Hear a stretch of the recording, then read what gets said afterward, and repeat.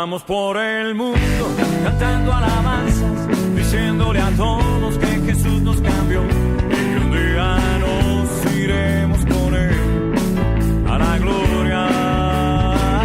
Se puede cambiar en el nombre de Cristo y dejar todo aquello que no sirve de nada y empezar una vida llena de Dios, llena de amor.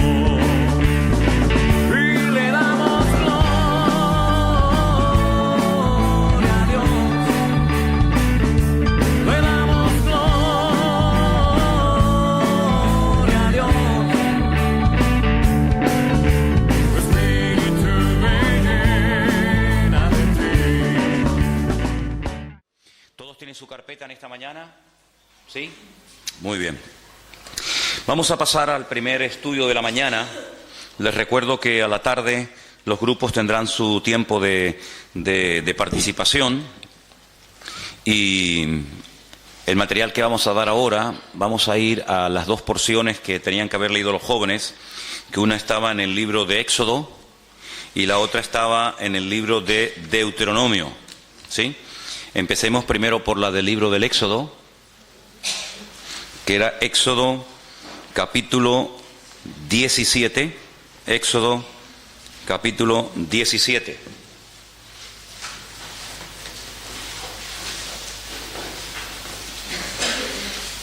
Les recuerdo, yo después a los grupos les daré unas preguntas para que trabajen sobre ellas.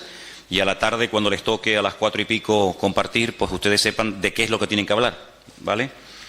Entonces nos vamos al libro de Éxodo, el capítulo 17, del versículo 8 en adelante, ¿sí? ¿Lo tienen? Entonces vino Amalec y peleó contra Israel en Refidim. Y dijo Moisés a Josué: escógenos varones y sal a pelear contra Amalec mañana. Yo estaré sobre la cumbre del collado y la vara de Dios en mi mano. Hizo Josué como le dijo Moisés, peleando contra Amalec, y Moisés y Aarón y Hur subieron a la cumbre del collado. Y sucedió que cuando alzaba Moisés su mano, Israel prevalecía, mas cuando él bajaba su mano, prevalecía Amalec. Y las manos de Moisés se cansaban, por lo que tomaron una piedra y la pusieron debajo de él, y se sentó sobre ella, y Aarón y Hur sostenían sus manos, el uno de un lado y el otro de otro. Así hubo en sus manos firmeza hasta que se puso el sol. Josué deshizo a Amalec y a su pueblo a filo de espada. Y el Señor le dijo a Moisés: escribe esto para memoria en un libro, y di a Josué que raeré del todo la memoria de Amalec de debajo del cielo.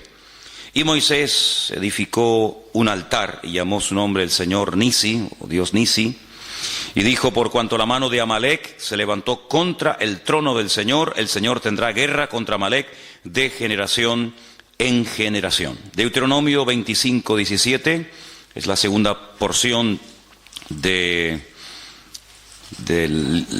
la Torá que nos habla acerca de este acontecimiento. Deuteronomio 25, a partir del verso 17, leemos esta parte de la historia. Y dice así: acuérdate de lo que hizo Amalec contigo en el camino cuando salías de Egipto, de cómo te salió al encuentro en el camino y te desbarató la retaguardia de todos los débiles que iban detrás de ti, cuando tú estabas, como dice aquí, cansado y trabajado, y no tuvo ningún temor de Dios.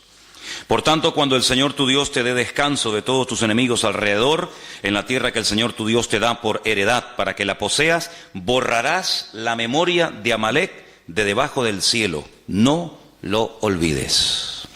Si ustedes echan un vistazo a las primeras hojas del material, hay unas palabras que yo he puesto que tienen que ver con el estudio y con el lema de este congreso, desenmascarando al enemigo. Y vamos a leerlas porque creo que es bueno saber la definición de las palabras que estamos o vamos a utilizar durante estos días. La palabra desenmascarar tiene varios significados. Primero es quitar la máscara o el antifaz de alguien, Creo que eso está claro, ¿no? Descubrir la verdadera manera de ser de alguien, dando a conocer los verdaderos propósitos, objetivos o sentimientos que intenta esconder. Ya es un poquito más extensa y más profunda la definición de desenmascarar. Tercero, desenmascarar es también descubrir la esencia o la identidad de algo o de alguien. Cuarto lugar, desenmascarar también es hacer pública la realidad oculta de una persona o cosa, la realidad que está oculta. Sinónimos de la palabra desenmascarar, pues descubrir, destapar, revelar, mostrar, denunciar, etc. Hemos dicho que lo que queremos es desenmascarar al enemigo. Entonces por eso pienso que es bueno también leer la definición de la palabra enemigo. Enemigo es alguien que se opone a algo o a alguien o es contrario a ellos. Persona que tiene mala voluntad a otra y le desea o hace mal. Eso se considera un enemigo. En tercer lugar, el enemigo es el contrario en la guerra. Es contra quien se pelea, no contra el amigo. Cuarto lugar, enemigo es la persona o grupo que se opone a otro, sea por sus ideas, pensamientos o actividades o por cualquier otro motivo. Sinónimos de la palabra enemigo: adversario, que también aparece en la Biblia, contrario, rival, contrincante, oponente, no está mal escrita, es oponente, etc. Hemos leído la palabra retaguardia, hay que saber lo que estamos hablando. La retaguardia es la parte de un ejército o de una fuerza desplegada que avanza en la parte trasera o que se mantiene más alejada del enemigo. Retaguardia es también la zona más alejada del frente de toda zona ocupada por el enemigo. Sinónimos de retaguardia: detrás, posterior, cola, final, etc. Desbaratar significa deshacer o arruinar algo. Sinónimos de la palabra desbaratar: desordenar, dilapidar, desorganizar, desarreglar, etc. Vamos a tener en la mano o ahí al alcance la página que dice arriba Amalek y Amán. Esa es la primera que vamos a estar leyendo en esta mañana, ¿sí? Amalek y Amán. Partimos de la base que Amalek era un pueblo real que existía, que se había arraigado en la tierra de Canaán antes de que el pueblo de Israel viniera de la esclavitud de Egipto. Y Amalek, como vamos a ver en este día, fue el primer pueblo que se atrevió a atacar directamente al pueblo de Israel, pero utilizó una estrategia muy interesante y fue atacarle por la parte de atrás, por la retaguardia. No es el enemigo que se caracteriza por ir de frente, como podían ser otros enemigos de la Biblia, sino que es el enemigo que aprovecha la parte débil, a los cansados, a los enfermos, a los que no pueden ir al mismo ritmo de los demás. Esa es la forma como ataca Amalek, por la espalda, ¿no? Entonces vamos a leer algunas cositas que se dice aquí. Vamos a ir metiéndonos en el estudio de esta mañana. Amalek es esa nación que ha intentado destruir al pueblo de Israel a lo largo de su historia. En términos físicos, Amalek es una nación de individuos que odian a los judíos con un odio violento y mortal. Pero cualquier fenómeno físico tiene una raíz espiritual. Todo fenómeno físico no es más que una fuerza espiritual que se manifiesta en el mundo. Hemos dicho en más de una ocasión que lo natural en muchas ocasiones es un reflejo de lo espiritual. Cuando tú vas, por ejemplo, caminando y ves tu sombra en el suelo, la sombra no eres tú, la sombra es un reflejo de lo que tú realmente eres. Pero lo que vemos es la sombra, pero lo que vemos es un reflejo de lo que no se puede ver, ¿de acuerdo? Entonces, cuando ocurre algo en el mundo natural, el hombre que no tiene el Espíritu de Dios no puede interpretar, no puede leer, ni siquiera se percata de que detrás de ese fenómeno aparentemente normal, algo que ocurrió como producto de la casualidad o como una intervención de la naturaleza, pues él no sabe leer lo que está pasando, ¿no? Detrás de una situación, detrás de una guerra, o detrás de cualquier situación. Sin embargo, queremos insistir en esto. Para nosotros los creyentes, los acontecimientos aparentemente normales y naturales de la vida tienen una lectura diferente, una lectura, digamos, también de tipo espiritual, porque lo natural es un reflejo de lo espiritual. Entonces, el apóstol Pablo, que era conocedor de esta gran verdad que estamos diciendo en esta mañana, cuando él escribe la primera carta a los hermanos de la iglesia de Corinto, les dice que cuanta cosa ocurrió en el Antiguo Testamento, desde que salieron de la tierra de Egipto hasta que llegaron a la tierra prometida, dice, todo aquello fue una especie de sombra, todo aquello es un ejemplo natural de lo que está ocurriendo en el mundo espiritual y sobre todo en el tiempo en el cual vivimos nosotros hoy en día. Los enemigos naturales que tuvo que enfrentarse Israel, como los amalecitas, los amorreos, los jebuseos, etcétera, pues simplemente son un ejemplo, un botón de muestra objetivo, visible, de esos enemigos espirituales con los cuales tendría que enfrentarse el pueblo de Dios a lo largo de la historia.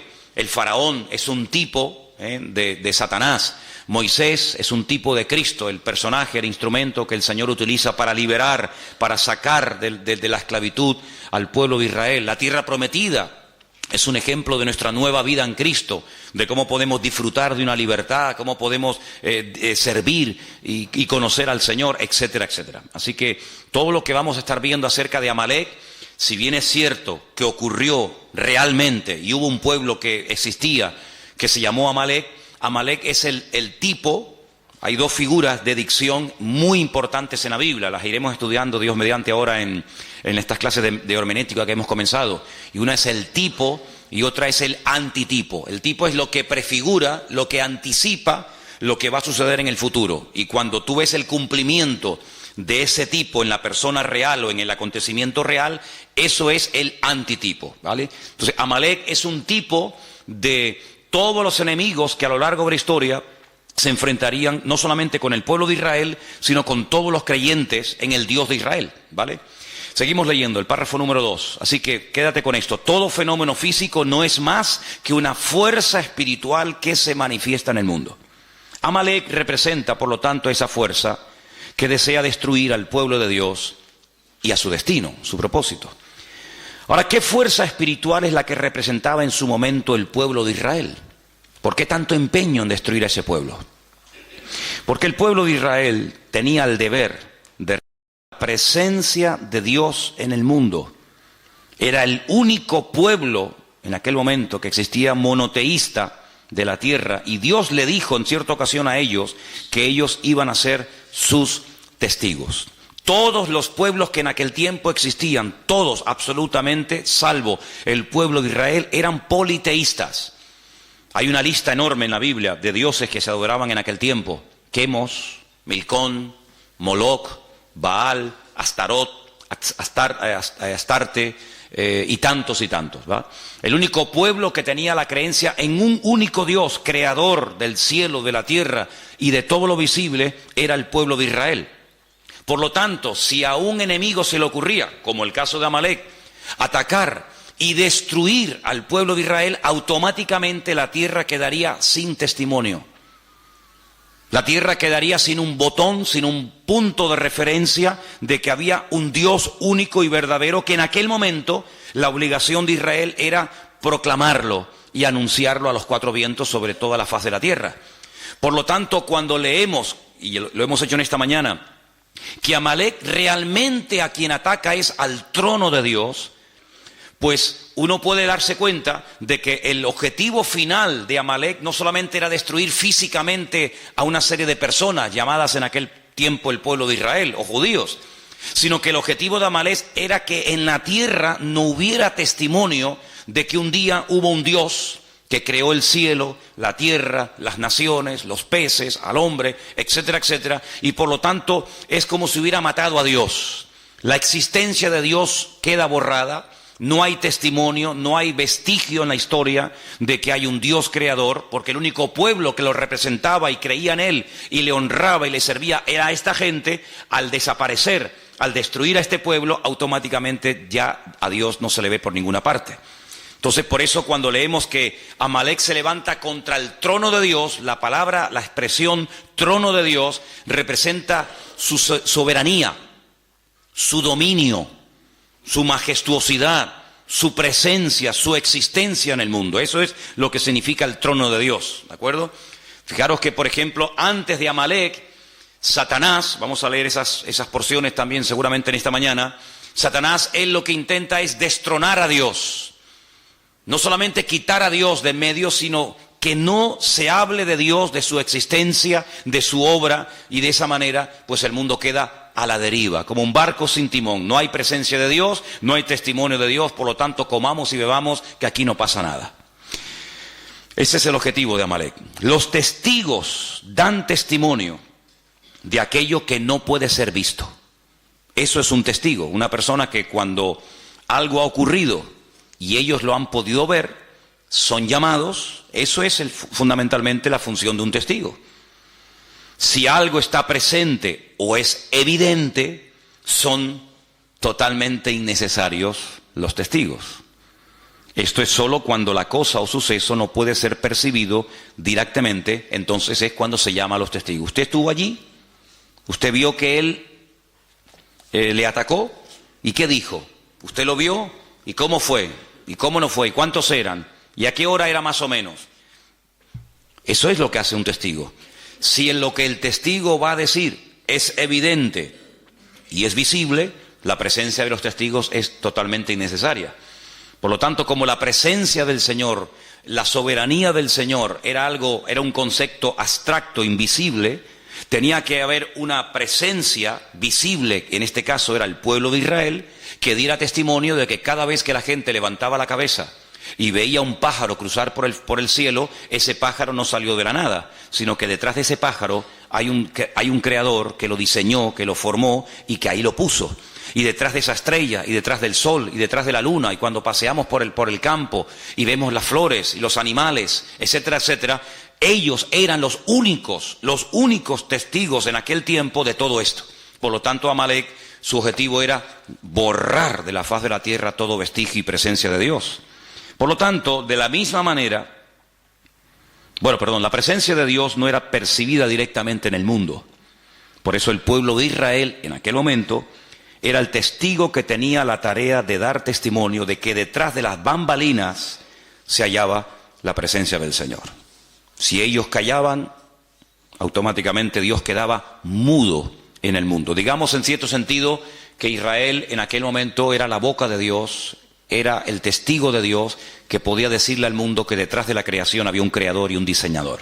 De la misma manera, hoy en día, todos y cada uno de nosotros, no solo con nuestras palabras, sino con nuestras vidas, debemos de dar testimonio de la existencia y de la presencia de Dios en el mundo. Por eso la persecución no solamente ya abarca al pueblo de Israel, sino que abarca a todo aquel que ha creído y que ha confiado y que ha depositado su fe en el Dios del pueblo de Israel, en el Dios único y verdadero.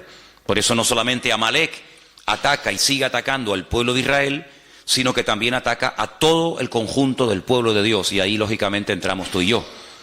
El pueblo de Israel es el único pueblo monoteísta del mundo. Es el único pueblo que va de un extremo a otro, o cree en el Dios único y verdadero, el Dios de Abraham, de Isaac y de Jacob, o no creen en nadie. No hay católicos judíos, no hay personas que se abrazan a cualquier otra creencia o religión, o creen o no creen, o son creyentes en el Dios único y verdadero, o son ateos, son paganos y no les interesa absolutamente nada.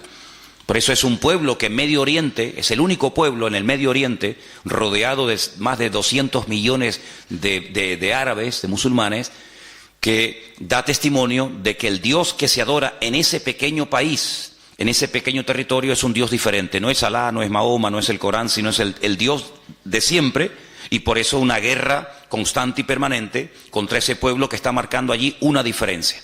Si el pueblo de Israel fueran todos musulmanes, si el pueblo de Israel, en vez de adorar al Dios de Abraham, de Isaac y de Jacob, adoraran a Alá y creyeran en Mahoma y tuvieran el Corán, automáticamente se acabaría el conflicto. Pero, como no es así, es una piedra en el zapato. Es un pueblo que va en contra de la norma establecida de la zona, y por lo tanto el enemigo no quiere que en un territorio donde él ha hecho lo que le ha dado la gana durante generaciones y generaciones, haya un pueblo, por así decirlo, que le lleve la contraria. Pero ahora no solamente existe ese pueblo, ahora no solamente hay esa gente allí, sino que ahora hay por toda la faz de la tierra, por los 5 continentes de la tierra, hay diseminado más de 1.000 millones de personas que creen también en el Dios de los judíos, o en el Dios que vino a través del pueblo de Israel. Por lo tanto, la guerra es contra todo creyente verdadero en el Dios único y verdadero que es nuestro Dios. Amén. Seguimos. Amalek. Mientras leemos, ustedes pueden ir pensando de quién más o menos podemos estar hablando. Y Amalek está dispuesto a sacrificarse a fin de destruir completamente cualquier evidencia de la presencia de Dios en el mundo. Está dispuesto a hacer cualquier cosa con tal de borrar la existencia y el testimonio de Dios en la tierra. El mayor acto de obediencia pedido por Dios a un hombre fue el acto de sacrificar a un hijo. Ese fue el mayor acto de obediencia que jamás Dios le ha pedido a un hombre. Ya sé que hay otros casos, como por ejemplo el de Saúl, que también lo vamos a analizar, que era un acto de obediencia, de acatar la voluntad, la misión de Dios para su tiempo, pero nada que ver con el hecho de que Dios te pida que mates a tu hijo. Es mucho más fácil matar a un filisteo que matar a tu hijo. Es mucho más fácil construir un barco en medio de la nada, como hizo Noé, que matar a tu hijo. Es mucho más fácil hacerle la guerra a los enemigos y despropiarlos de todos sus tesoros y construir un templo a tu Dios que matar a tu propio hijo. Si el acto de obediencia más grande que jamás un hombre ha tenido que realizar es el caso de cuando Dios le pide a Abraham que sacrifique a su hijo. Por lo tanto, ellos saben perfectamente en esa cultura que el acto de obediencia más grande que un hombre estuvo dispuesto a hacer fue sacrificar a su propio hijo. En cierto sentido, un hijo es una proyección de uno mismo, ¿verdad? Como alguien dijo, ¿qué es un hijo? Es la proyección de tu yo. Tu yo se proyecta en tu hijo y el de tu hijo en su hijo, y así sucesivamente. Por lo tanto, en ese contexto religioso y espiritual, Amalek está dispuesto a sacrificarse a sí mismo, porque saben que es el mayor acto de obediencia y de sacrificio y de fervor religioso que un ser humano puede expresar a ese Dios. Ese es el espíritu de Amalek. Un espíritu que está dispuesto a ir más allá de lo lógico, de lo normal, del sentido común, ir en contra natura.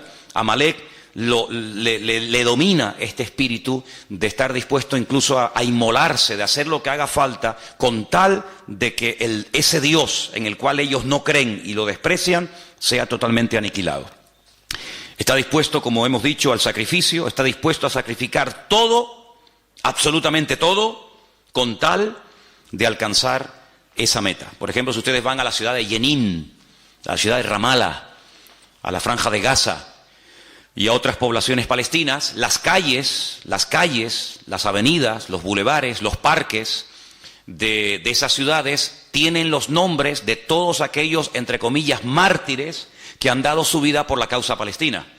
Es decir, cuando una persona va, por ejemplo, a Jerusalén o a cualquier otra ciudad de ese país y se inmola, o de cualquier otro país, el nombre de ese asesino, el nombre de ese criminal, pues automáticamente recibe pues un reconocimiento en la ciudad de donde ha nacido. Se le pone en la calle el nombre del mártir fulanito de tal.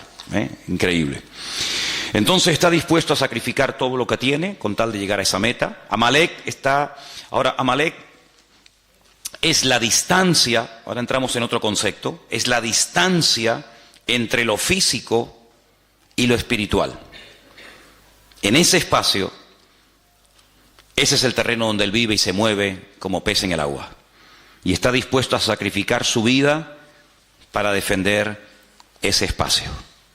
Es como, por ejemplo, cuando un perro está en su territorio, salvo el mío, es capaz de hacer lo que haga falta con tal de defender su territorio. Por eso los machos marcan el terreno como diciendo, esto es mío, ¿vale? Satanás también tiene territorios marcados, señalados, donde él cree que ahí puede hacer lo que quiera. Y coloca a sus instrumentos, sea Amalek o sea quien sea. Y está dispuesto a defender ese territorio a muerte. Por eso cuando el apóstol Pablo, y leeremos esta porción en el día de hoy, en Efesios capítulo 6, él habla de espíritus territoriales, no solamente de demonios que en un momento determinado individualmente pueden afectar o enfermar a personas, o debilitarlas, o incluso hasta matarlas, enajenarlas, como el caso también del endemoniado gadareno, sino que incluso marca territorios, marca zonas, ciudades, países, donde considera que él es el dueño, ¿verdad? El príncipe de la potestad del aire, principados, potestades, gobernadores de las tinieblas de este siglo, huestes espirituales de maldad, etcétera, etcétera. Entonces, en un sentido profundo, el significado de esta batalla entre Amalek y el pueblo de Dios es que ellos luchan contra Dios y contra su presencia en el mundo. Esta es la raíz de todas las batallas y de todas las guerras. Así de claro. Vamos a leer algunos versículos en esta mañana. Voy a pedir a algunos de ustedes que me ayuden. Por ejemplo, vamos a leer en 2 de Timoteo 4:7, 1 de Pedro 5:8. Entonces, leamos esos dos versículos antes de seguir adelante en esta mañana. Repito, 2 de Pedro 4:7, perdón, 2 de Timoteo 4:7 y también 1 de Pedro 5:8. ¿Quién tiene Timoteo? ¿Sí? Vamos. He peleado la buena batalla, he acabado la carrera, he guardado la fe. Pablo es el autor bíblico que más términos militares utiliza en sus cartas. Casco, espada, yelmo, guerra, soldados y cantidad de términos típica y puramente militares. Habla de guerras, habla de batallas, habla de enemigos. Y es que Pablo tenía una percepción del mundo espiritual muy clara, muy clara. Y por eso él dice al final de su carrera, al final de su ministerio, que él lo que realmente ha hecho a lo largo de su existencia es pelear la buena batalla. Si él no ha estado de rositas, él no ha estado de vacaciones, él no ha estado pegándose la gran vida, sino que él ha sido un guerrero. Él llegó incluso a decir, yo traigo en mi propio cuerpo, físicamente hablando, marcas de las pedradas, del martirio, de los zarpazos de los leones, de lanzas, en fin, de tantas y tantas cosas. Porque Pablo compara la batalla espiritual del creyente con una auténtica guerra. Y el campo de batalla nuestro hoy en día es el mundo. Y por eso el apóstol Pablo, cuando describe la realidad de la vida cristiana, la describe como una persona que está continuamente en guerra, como un soldado, y por eso utiliza los términos que acabo de mencionar, ¿no? El apóstol Pedro habla acerca de que tenemos todos un enemigo en común. Y ese enemigo lo compara a un animal. ¿Quién tiene, por favor, según 1 de Pedro 5:8, Sonia? Dice, sed sobrios y velad, porque vuestro adversario el diablo, como león rugiente, anda alrededor buscando a quien devorar. Vuestro adversario es una realidad. Continuamente está dando vueltas y vueltas y vueltas, tratando de buscar a alguien y devorarlo, matarlo, destruirlo. No es que le va a hacer una caricia, no es que le va a venir a asustar, sino devorarlo, destruirlo completamente. Así como Amalek quería destruir completamente la presencia de Dios en el mundo, representada en aquel momento por el pueblo de Israel, hoy en día Satanás lo que quiere es que no haya testimonio en tu casa de la presencia de Dios, que no haya testimonio en tu barrio, que no haya testimonio en el mundo de que nosotros estamos hoy en día siendo testigos de Cristo, de su resurrección, de su muerte, de su venida, etcétera, etcétera. Si vamos a Efesios capítulo 6, en Efesios capítulo 6 el apóstol Pablo está preso en Roma. Él escribe desde la cárcel 4 cartas, se conocen como epístolas de prisión, y en Efesios el capítulo 6, estando él preso en Roma, seguramente ya a punto de morir, escribe 4 cartas. Una de ellas es la carta a los Efesios, otras a los Filipenses, y en esta concretamente, en el capítulo 6, verso 10, el apóstol Pablo habla en estos términos clarísimos. Por lo demás, hermanos míos, fortaleceos en el Señor y en el poder de su fuerza. Vestíos de toda la armadura de Dios, para que podáis estar firme contra las acechanzas del diablo. Porque no tenemos lucha contra sangre y carne. Esa era la guerra que llevaban los romanos en el mundo, contra ejércitos, personas, seres humanos. Sino que nuestra lucha es, fíjense, contra principados, viene de príncipes. Hay príncipes en el mundo espiritual. En el mundo de las tinieblas hay gente que tiene el galón, que tiene ¿cómo es? El título de ser un príncipe, ¿sí? Como en el ejército hay generales y comandantes y tenientes y subtenientes y sargentos. En el mundo espiritual no todos los demonios, no todos los ángeles que cayeron el día de la rebelión de Satanás en la presencia del Señor, ¿verdad? Antes de la creación de Adán y Eva, no todos son iguales. Hay algunos que son auténticos príncipes y hay otros que son, como dice aquí, príncipes de las potestades contra gobernadores. Otros tienen, ¿verdad?, el rango de gobernador de Santa Cruz, gobernador de cualquier otro lugar, gobernadores de las tinieblas de este siglo, huestes espirituales de maldad en las regiones celestes. Y ante este panorama, ante esta descripción del mundo espiritual, que no es ciencia ficción ni mitología griega, sino es Biblia, ¿qué podemos hacer? Porque además ellos juegan con una ventaja sobre nosotros, entre comillas, y es que ellos nos ven a nosotros, pero nosotros, salvo raras excepciones, no los vemos a ellos. Entonces, defenderte contra un enemigo que ves, que sabes por dónde viene y por dónde va, pues no es tan complicado. Pero defenderte contra un enemigo que no sabes si está por detrás, por delante, arriba o abajo, pues es mucho más complicado, ¿vale? Entonces, fíjate aquí que el remedio para todo esto es el siguiente: pónganse toda la armadura de Dios, así de claro. Tomen toda la armadura de Dios. ¿Para qué? Para que podáis resistir en el día malo. En el día bueno no hay que resistir nada. En el día bueno lo que hay es que gozarse. Este es el día que creó el Señor. Gocémonos y alegrémonos en él, decía el salmista. Pero la armadura es para el día malo. Entonces, cuando resistas el día malo, podrás acabar todo y estar firme. Estad pues firmes, ceñidos vuestros lomos con la verdad, vestidos con la coraza de justicia. Era la parte del cuerpo del centurión romano que había que proteger tremendamente. ¿Por qué? Porque la coraza te protegía de los pulmones y el corazón, órganos vitales. Calzados los pies con el apresto del Evangelio de la paz. Napoleón decía que se puede ganar o perder una guerra según el calzado que uses. Es como un rally o como una carrera de motos, una carrera de Fórmula 1.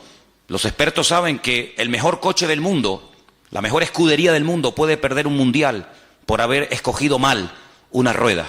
Tenían que haber escogido un tipo de rueda blanda, dura, lo que sea, y se equivocaron y era el mejor coche, como el más poderoso, el más potente, el más cilindrada, pero escogieron mal.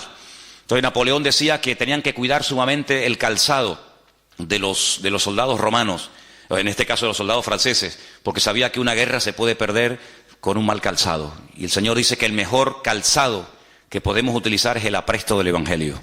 Caminar guiados por la palabra de Dios. Lámparas a mis pies tu palabra, lumbrera mi camino. Sobre todo, todo esto es importante, pero sobre todo, dice aquí, tomad el escudo de la fe. Había dos tipos de escudo, uno que era redondo, que era cuando se estaba de guardia, y un escudo que era muy alto, que te llegaba casi desde la barbilla hasta los tobillos, y era el que se llevaba al combate. Entonces cuando lanzaban las flechas, se lo ponían así y se tapaban y las flechas golpeaban y no caían, ¿no?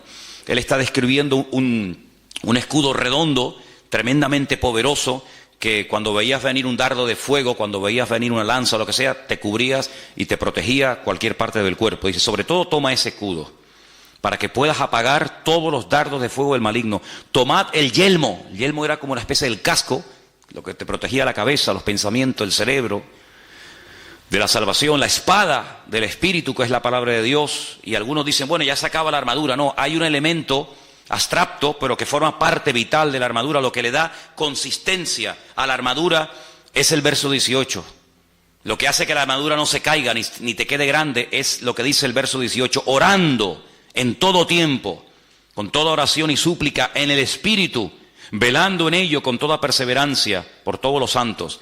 Y Pablo era una persona muy preparada, muy competente, con un conocimiento alucinante del Señor, tanto teórico como práctico, pero él sabía que sin el respaldo de la oración no podía ir ni de aquí a la esquina, porque él llegó a decir que no tenemos que ignorar las maquinaciones del enemigo. Él fue el que dijo aquella frase que todos conocemos, ¿no? Que Satanás es capaz de incluso hasta de disfrazarse y te hace creer que te estás entrevistando o te está trayendo un mensaje, un ángel de luz, un ángel del Señor, y resulta que te está hablando un demonio, ni te enteras. Entonces Pablo dice, hay que orar para que el Señor nos dé discernimiento y para que no nos dejemos seducir ni arrastrar por sus mentiras y por sus engaños, ¿verdad? Así que toda esta guerra espiritual que Pablo describe la podemos ver en lo físico y lo podemos ver en lo natural, sobre todo en este enemigo terrible que es el pueblo de Amalek. Sigamos leyendo la segunda página. Dice que Amalek significa tinieblas y el florecimiento del mal. Ahí es donde Amalek se mueve como pez en el agua, en la oscuridad, en la ignorancia, en las tinieblas. El fin de Amalek significa la destrucción del abismo, del distanciamiento entre Dios y el mundo, pero también la restauración de la cercanía que revela la presencia y la obra de Dios por medio de Cristo en el mundo. Mientras estemos en esta vida, estaremos en guerra.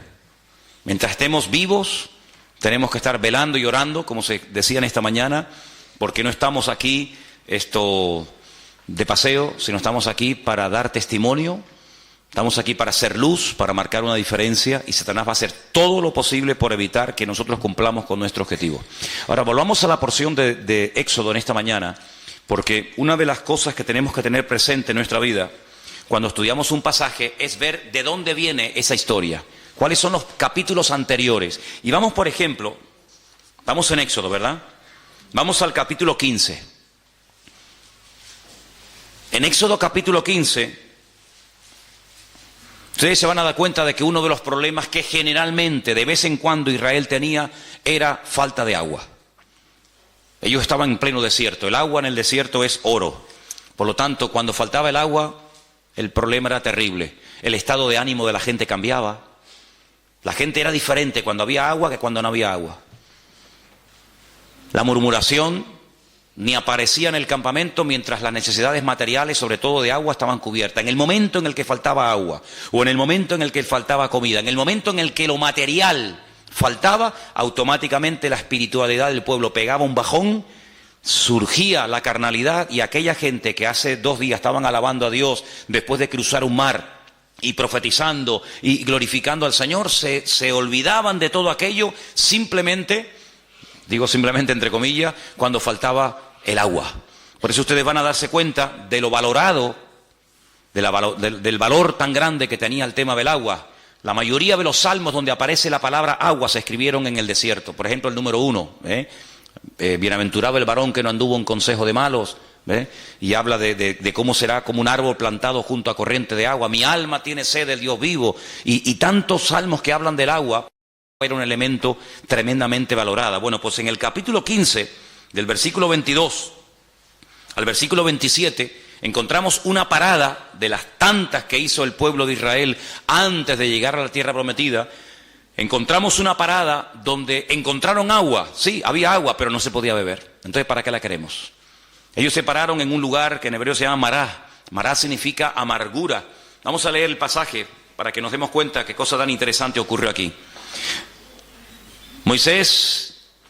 Hizo Moisés que partiese Israel del Mar Rojo.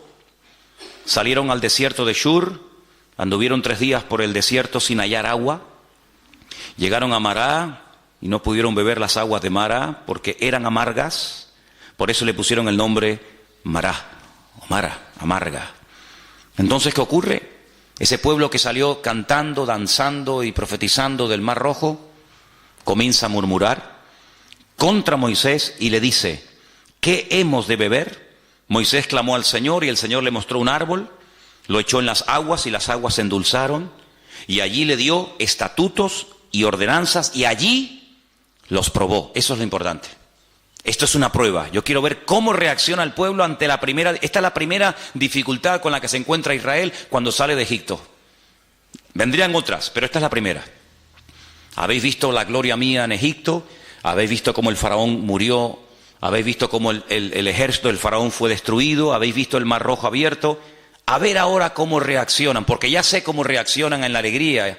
Ahora en la adversidad, a ver cómo reaccionan. Pues como se esperaba, ¿no? Como murmuración. Y dijo: si oyeres atentamente la voz del Señor tu Dios, e hicieres lo recto delante de sus ojos, y dieres oído a tus mandamientos, y guardares sus mandamientos, sus estatutos, ninguna enfermedad de las que envié a los egipcios te enviaré a ti, porque yo soy el Señor, tu sanador. Llegaron a Elim, donde dice que había 12 fuentes y 70 palmeras, y acamparon allí junto a las aguas. Si los lleva a Mara, no pueden beber el agua, es amarga. El Señor les muestra un árbol que es tipo de Cristo, de cómo endulza la vida, de cómo endulza las aguas.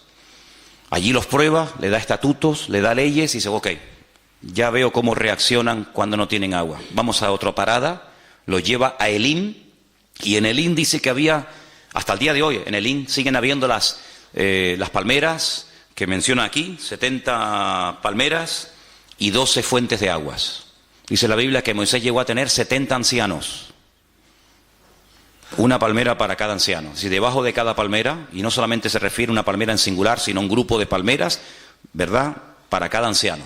Y 12 fuentes de agua, para que cada tribu tenga su propia agua y no tenga que depender este de este ni el otro del otro, sino que cada uno tenga su propia fuente de agua. Y es interesante notar, si me pueden acercar un segundito la pizarra para ponerla aquí. Miren, dice que allí el Señor les da una promesa tremenda. La promesa que el Señor les da allí es una promesa, gracias, así mirándola para allá. La promesa que el Señor les da a esta gente es que si ellos se comportan y obedecen al Señor y no meten la pata y se someten al Señor y piden perdón y llevan una vida, digamos, correcta, pues ninguna enfermedad les afectaría. Ahora, si un día hacemos un estudio detallado de cuántas enfermedades menciona la Biblia, nos quedamos asombrados. Porque incluso en los tiempos en los que el Señor le dio la palabra al pueblo de Israel, había enfermedades que no existían. Pero ellos podían activar una serie de enfermedades que no existían. Les dijo, si ustedes me obedecen, si ustedes se someten a mi palabra, si ustedes viven en sometimiento a mi palabra, a mis estatutos y a mis leyes, ninguna enfermedad de las que mandé a los egipcios se la mandaría a ustedes. Pero si ustedes no me obedecen, y comienza a mencionar enfermedades que hasta ese momento ni existían en el mundo. Luego, el tema del perdón, el tema de vivir cerca del Señor es muy interesante. Por ejemplo, tú tienes buena letra, ¿no, Daniel? Pon ahí, pon la palabra Mejilá. Apunten ahí si quieren esto. La palabra Mejilá, con J. La palabra Mejilá significa perdón, en hebreo, perdón. Eso es. Y una palabra que él va a poner abajo, que es la palabra Majalé, significa enfermedad. Mejilá, perdón. Majalé,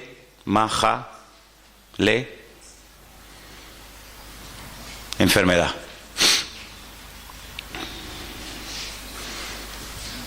Ahora, estas dos palabras que ustedes tienen ahí, Mejilá y Majalé, en hebreo se escriben sin vocales. Se escribiría una M, una J y una L, porque no hay vocales en hebreo. Es decir, que la misma palabra se puede leer como Mejilá o se puede leer como Majalé. ¿Qué nos está diciendo el Señor? ¿Qué le estaba diciendo al Señor a su pueblo en Mará? Si ustedes me obedecen, si ustedes se someten a mis estatutos y a mis leyes, si ustedes realmente viven una vida de perdón, ninguna enfermedad les afectará a ustedes. Hay un antídoto divino y sobrenatural contra la enfermedad, y es vivir sometido a la voluntad de Dios. El otro día leí un artículo tremendamente interesante. ¿De qué muere la gente en Israel? Se llamaba así el artículo. ¿De qué mueren los judíos? Claro, por supuesto, lógicamente hay también enfermedades como en cualquier parte del mundo. Pero más del 88% de la gente en Israel, ¿sabéis de qué muere? De viejos. Como dijo el médico cuando murió mi abuelo, se le acabó la pila. Se le acabó la pila. Tenía una pila alcalina alucinante, ¿no? Se le acabó la pila. Es decir, que hay enfermedades que están relacionadas muy directamente con la actitud espiritual con la que tú vives. De hecho, en el libro de Proverbios, no es el tema, ¿no? Pero en el libro de Proverbios hay enfermedades que tienen que ver, por ejemplo, con los huesos, que tienen que ver mucho con el perdón. La persona rencorosa, la persona que odia, la persona que no quiere perdonar, la persona que tiene esa herida contra el padre, contra la madre, contra el abuelo, contra el marido, contra lo que sea, dice que termina secándose los huesos. ¿Qué es secarse los huesos? Que los huesos pierden su función, que terminas oxidándote, porque la enfermedad está directamente relacionada, no en todos los casos, pero en muchos casos la enfermedad está directamente relacionada con el perdón y el perdón con la enfermedad. Donde hay perdón, hay una salud emocional que afecta positivamente tu salud física, y por el contrario exactamente igual. Entonces allí el Señor les dijo al pueblo, mira, ninguna enfermedad les afectará, pero allí el Señor se declara, se da a conocer como Yahweh Rafá, dice aquí como Jehová tu sanador. Pero si no me va a afectar ninguna enfermedad, ¿para qué quiero tener un sanador?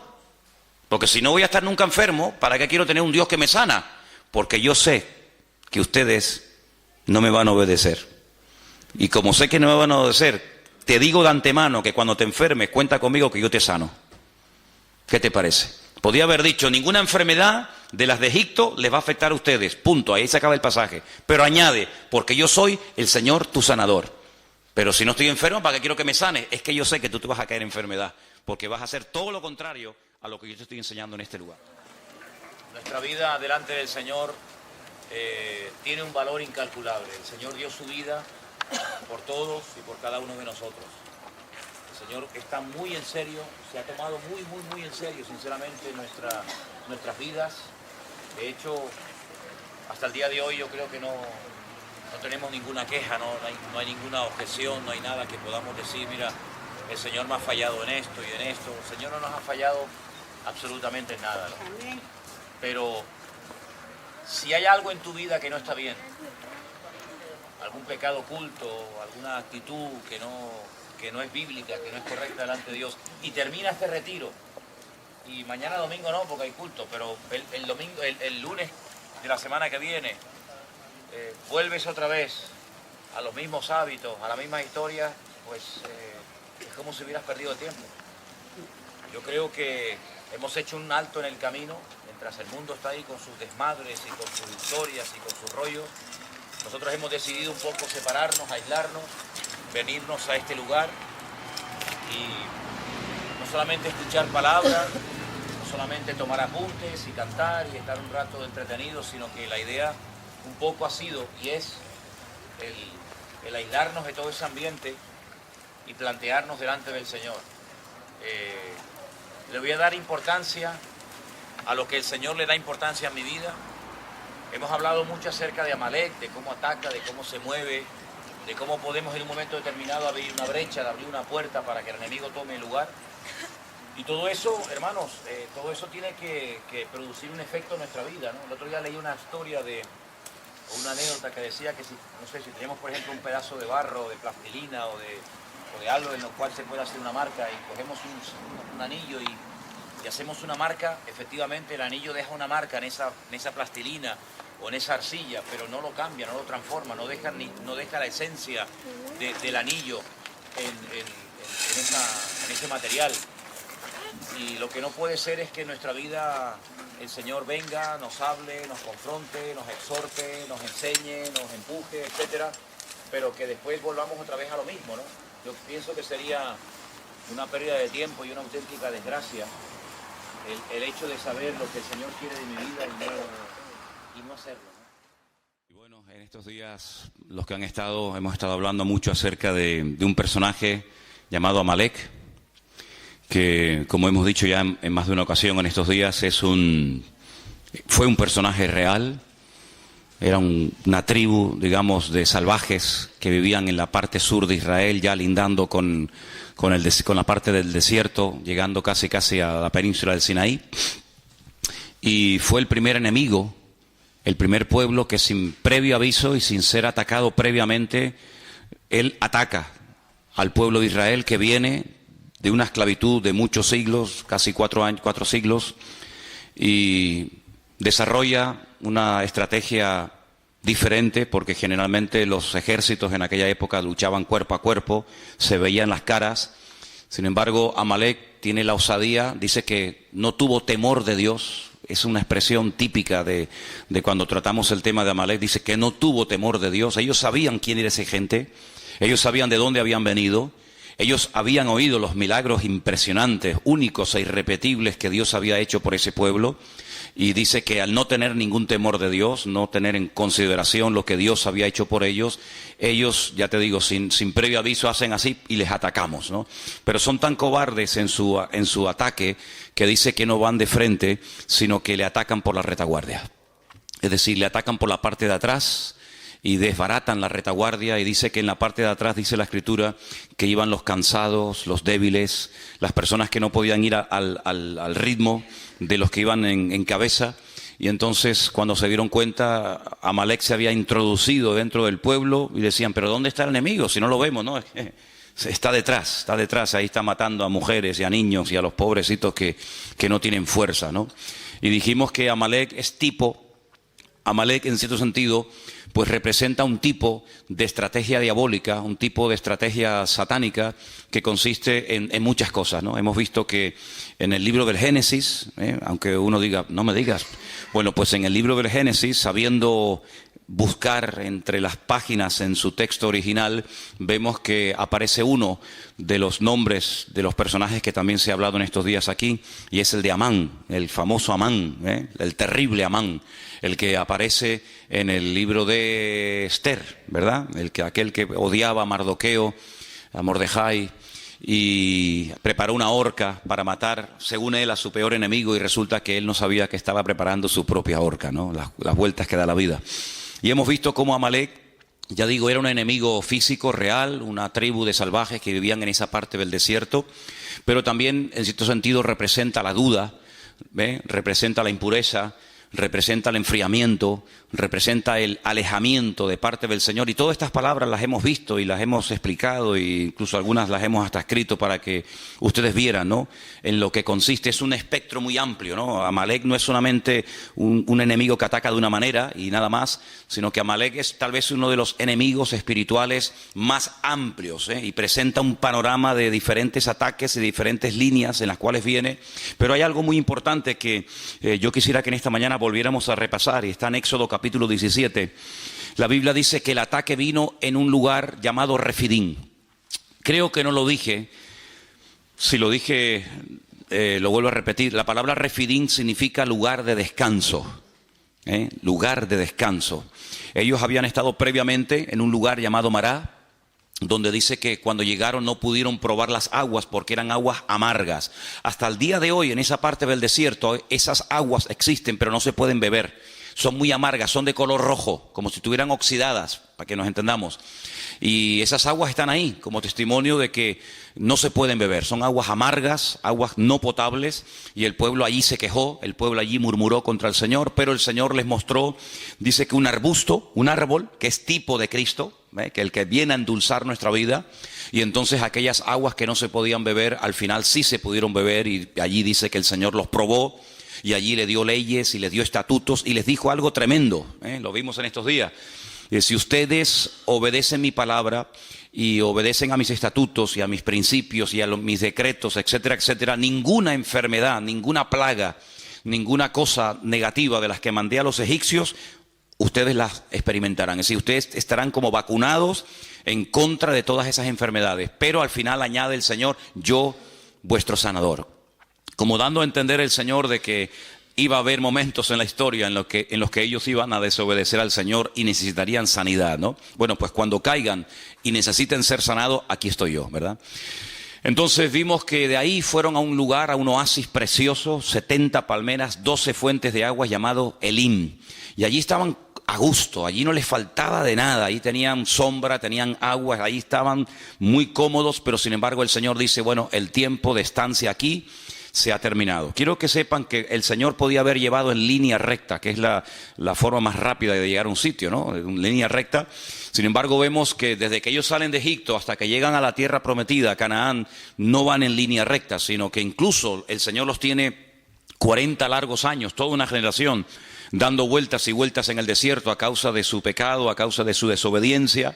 Vemos que la voluntad de Dios era que hacía 40 años entraran, pero no entraron, porque hay un momento que no lo hemos dicho en estos días, pero creo que es clave y es muy importante, en el que el pueblo le dice a Moisés, ¿por qué no mandas espías? ¿Por qué no mandas a personas para que reconozcan la tierra y nos digan cómo es? ¿Qué más da cómo es? Si esa es la tierra que el Señor quiere que conquistemos, ¿qué más da? Si es grande, si es pequeña, si tiene montañas, si no tiene montañas, ¿qué más da? Esa es la tierra que es nuestra y punto, ¿no? Pero ellos mandaron, según la versión que tenemos generalmente todos nosotros, espías. La palabra realmente es la palabra regalim, que significa exploradores. Hay una gran diferencia, ya lo dijimos en su momento, hay una gran diferencia entre un espía y un explorador. El espía entra camufladamente, no quiere que nadie lo vea, quiere pasar desapercibido, va a espiar, va a observar cuáles son los puntos débiles del enemigo y luego informar a sus tropas para saber cómo atacar. El explorador va a cara descubierta, el explorador no importa que lo observen, el explorador va como una especie de turista, ¿verdad? Y así fueron, dice la Biblia, que estos exploradores, porque es la palabra que emplea el texto original, exploradores, exploraron la tierra, estuvieron 40 días, estuvieron por todo el país, desde el norte hasta el sur, este a oeste. Y entonces cuando ellos regresan, el pueblo está expectante, diciendo, bueno, a ver, ¿cómo es? ¿Cómo es esa tierra? ¿Cómo es el país?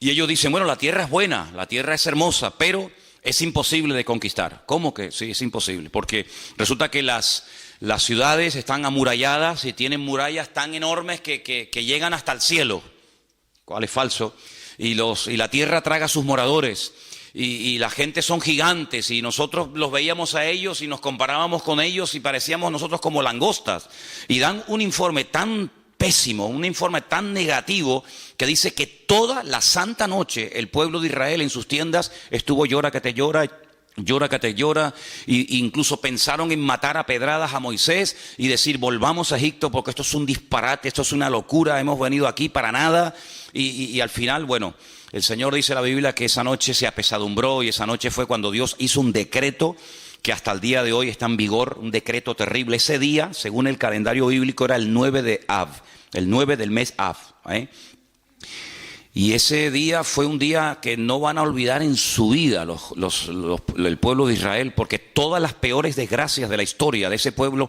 todas han ocurrido siempre el 9 de Av.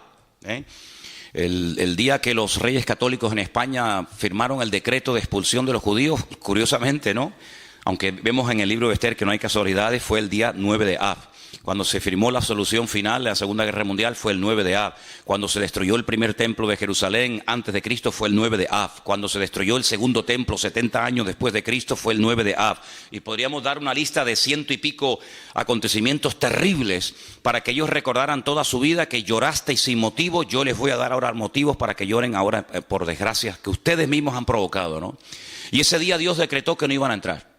Ese día el Señor dijo, vais a estar un año por día. Si 40 días visteis la tierra, desechasteis la tierra, os habéis quejado, no os gusta lo que yo tengo preparado para vosotros, muy bien, pues venga al desierto a dar vueltas. En vez de 40 días, 40 años. Y todos aquellos de 20 años para arriba que salieron de Egipto, que vieron la gloria del Señor, que vieron milagros tremendos, dice que ninguno de ellos iba a entrar salvo dos, Josué y Caleb, que también fueron dentro de ese grupo de los 12 exploradores, pero ellos no se quejaron. Dice, por ejemplo, que Caleb fue hacia una región donde estaban enterrados los patriarcas, la ciudad de Hebrón. En aquel tiempo se llamaba Kiriat Arba. Kiriat significa pueblo, Arba significa cuatro. El pueblo de los cuatro gigantes o de los cuatro principales.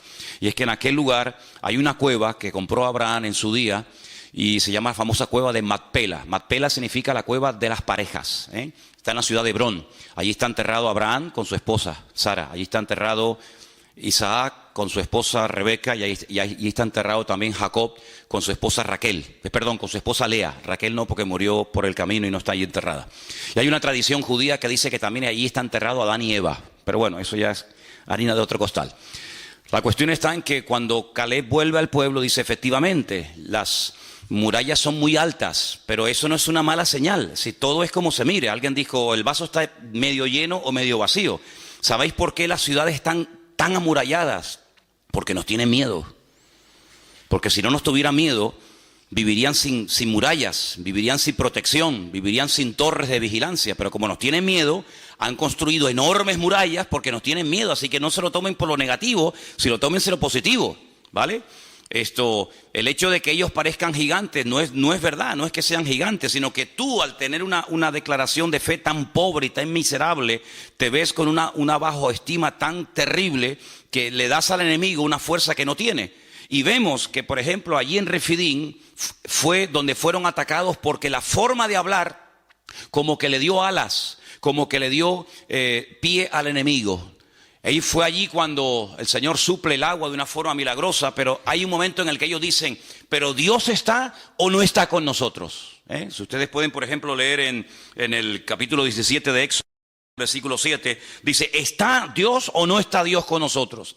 Eso es una queja, eso es una duda, eso es poner en tela de juicio la credibilidad de Dios. El Señor le dijo, yo les voy a acompañar, no se preocupen, yo voy delante de ustedes, nadie les podrá hacer frente, a todo lugar donde vayan, mi gloria, mi presencia, yo iré con ustedes. Pero ahora dicen, ¿pero está o no está Dios? ¿Cómo que no está? Estamos dudando de la palabra de Dios, y entonces allí es donde el enemigo les ataca sin previo aviso, como les acabo de decir, y es que nuestra forma de hablar, ¿sabes?, o frena al enemigo o le da posibilidad, le da alas al enemigo para poder atacarnos. Yo decía en estos días que Dios nos va a guiar según tú has decidido ya la forma como Dios quiere que te guíes. En otras palabras, si escoges el camino de la duda y de la queja, del lamento, no te preocupes que tendrás muchos motivos para lamentarte en el 2016. Pero si coges el camino del servicio, de agradar a Dios, no te preocupes, como dice la Biblia, porque esa es la promesa, todo te irá bien. Irás de victoria en victoria y de gloria en gloria y de triunfo en triunfo. Pero tú decides la forma como tú vas a dejar que el pastor de los pastores, el Señor Jesucristo, pastoree tu vida. Así que allí Amalek les ataca. Y les ataca por la parte de atrás, donde dice que estaban los cansados, los trabajados, como dice la Biblia, los débiles. Y hay una traducción, una posible traducción que también se le podía haber dado a estos dos términos hebreos, y es a los que tenían miedo del futuro. Y tal vez dice, bueno, yo no estoy cansado, yo no estoy trabajado, yo no estoy extenuado, yo no estoy asfixiado, pero tengo ciertos temores. ¿Conseguiré trabajo? ¿No conseguiré trabajo? ¿Saldré de la crisis? ¿No saldremos de la crisis? ¿Qué pasará con el futuro de España? Esa actitud es una actitud que le da alas al enemigo, porque el pueblo de Dios tiene que hablar en fe y vivir en fe. Y hasta que no cambiemos nuestra forma de hablar, no vamos a poder cambiar nuestra forma de vivir. Y hasta que no cambiemos nuestra forma de vivir, no vamos a poder ver cosas grandes y maravillosas en nuestra vida. Albert Einstein dijo en cierta ocasión algo tremendo, y él dijo, si estamos continuamente haciendo lo mismo, no vamos a poder ver cambios y cosas diferentes. Si seguimos hablando igual, orando igual, creyendo igual, comportándonos igual, no vamos a ver cosas diferentes en nuestra vida. Por lo tanto, nuestra forma de hablar es un imán que atrae la bendición de Dios o que la aleja y que la espanta. Entonces, aquellos espías, aquellos exploradores, cuando volvieron, dijeron, sí, la tierra es buena, la tierra es maravillosa, pero vamos a ver, ¿es buena o no es buena? ¿Es la tierra que el Señor nos ha dado o no es la tierra que el Señor nos ha dado? Fíjate que dice que entre dos hombres, eso es algo increíble, pero es real, entre dos personas tuvieron que ayudarse el uno al otro para poder traer un racimo de uvas.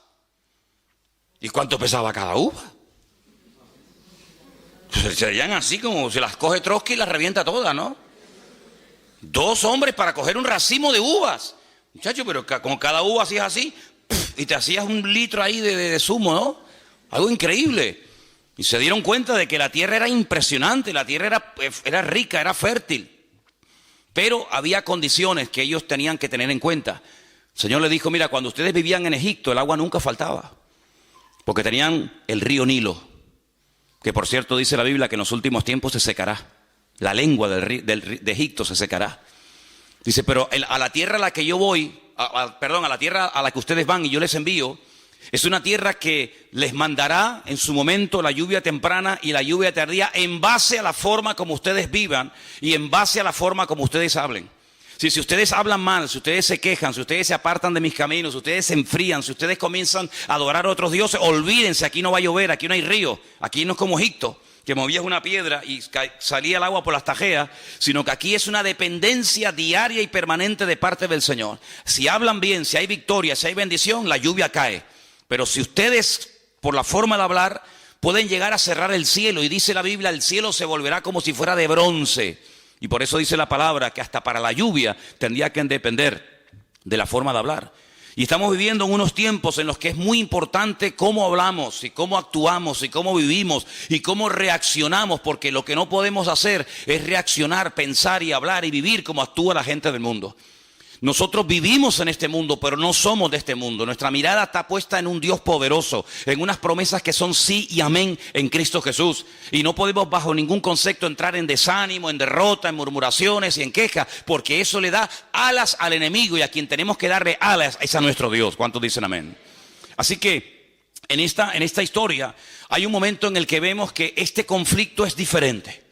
Este conflicto no es una guerra simplemente de 1000 contra 5000 o hombres contra hombres, sino que aquí hay un factor espiritual muy importante. Y vamos a leerlo en Éxodo capítulo 17 otra vez, por favor, a partir del versículo 8. Éxodo capítulo 17, hay un momento en el que Moisés dice, mira, yo voy a subir al monte a orar, y tú tienes que salir a pelear contra este enemigo en lo natural, y yo pelearé contra las fuerzas que lo ungen y que lo respaldan y lo apoyan en lo espiritual. Y dice la palabra que suba a lo alto de un monte. Vamos a leerlo. Entonces vino Amalek y peleó contra Israel en Refidim, versículo 8. Y dijo Moisés a Josué, escógenos varones y sal a pelear contra Amalek mañana, porque yo estaré sobre la cumbre del collado y la vara de Dios en mi mano. Hizo Josué como le dijo Moisés, peleando contra Amalek, y Moisés y Aarón y Hur subieron a la cumbre del collado. Y sucedía que cuando alzaba Moisés su mano, Israel prevalecía. Mas cuando él bajaba su mano, prevalecía Amalek. Las manos de Moisés, lógicamente, se cansaron, por lo que tomaron una piedra, la pusieron debajo de él, él se sentó sobre ella, y Aarón y Hur sostenían sus manos, el uno a un lado y el otro a otro. Y así hubo en sus manos, dice aquí, firmeza. El texto original dice, hubo emuná, hubo fe. Hasta que se puso el sol. Dije el otro día que gracias a estos dos hombres, Aarón, que es muy conocido porque es el hermano carnal de Moisés, y gracias a Hur, Moisés tuvo firmeza, Moisés tuvo la capacidad, la constancia de poder tener sus manos levantadas por encima de su cabeza y ver una aplastante victoria sobre el enemigo. Pero ¿quién era este Hur? No lo dijimos, pero vamos a decirlo ahora. Hay varios versículos que quería compartir con ustedes. Seguimos en Éxodo, capítulo 24, verso 14. Éxodo 24, 14. No sé si hay algún hermano que por ahí tenga su Biblia a mano y lo quiera leer. Y también que otra persona tenga preparado el 31, versículo 2. Repito, Éxodo 24, 14. Y otra persona, Éxodo 31, 2. ¿Quién tiene el Éxodo 24?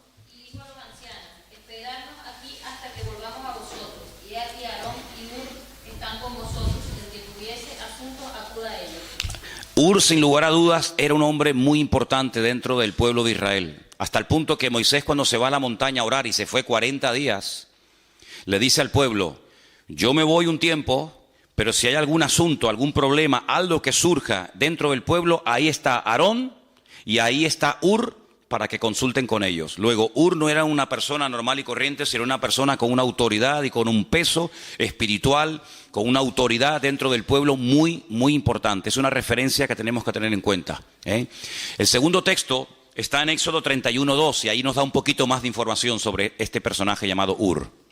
¿Quién lo tiene? Mira, yo he llamado por nombre a Besaleel, hijo de Uri, hijo de Hur, de la tribu de Judá. Ok, este hombre era de la tribu de Judá, y el nieto de Hur fue la persona que el Señor capacitó y usó para la construcción y el diseño del tabernáculo en el tiempo en el que el pueblo de Israel estaba peregrinando. Hay algunos comentarios que dicen, y la mayoría de ellos afirman que es así, que Hur era el esposo de Miriam o de María. Saben que eran 3 hermanos, Moisés, Aarón y Miriam o María, y el marido de María atribuyen que sea Ur, ¿vale?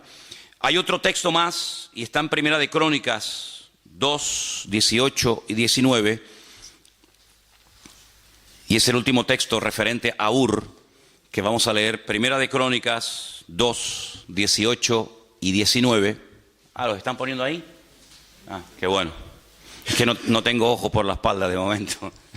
A ver, ¿quién los tiene, por favor? O si lo queréis leer ahí directamente. Leerlo todos, ahí lo tenéis.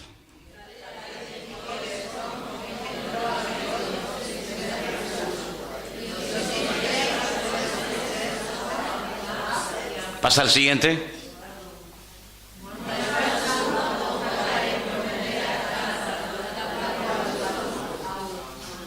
Ok, hay dos Caleb, hay dos personajes en la Biblia que tienen el mismo nombre. Caleb, aquel que conquistó con Josué parte de la tierra prometida, ese no es el Caleb padre de Ur. Y otro Caleb que es el famoso padre de Ur. Es decir, esta persona era una persona con influencia, era una persona con autoridad, era una persona con peso. Y esta persona, junto con el hermano de Moisés, suben a lo alto de esa montaña y le sostienen las manos mientras Moisés se sienta y está orando.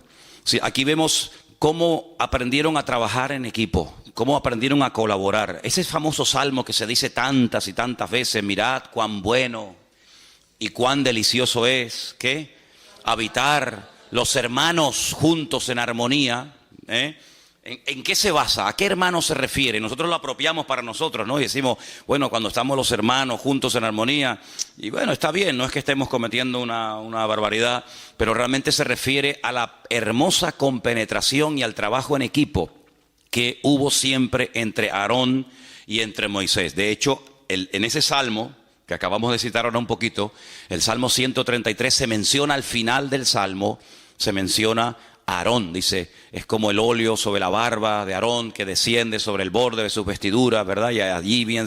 Entonces, Aarón supo ocupar su lugar, Moisés supo ocupar su lugar, María supo ocupar su lugar, y mientras Aarón funcionó en el terreno que Dios le puso, que era de sumo sacerdote, mientras Moisés hacía la función de vocero o profeta de Dios, y mientras su hermana María, que dice que era profetisa, era una mujer que llevaba la alabanza en el pueblo de Israel, todo funcionaba a la perfección.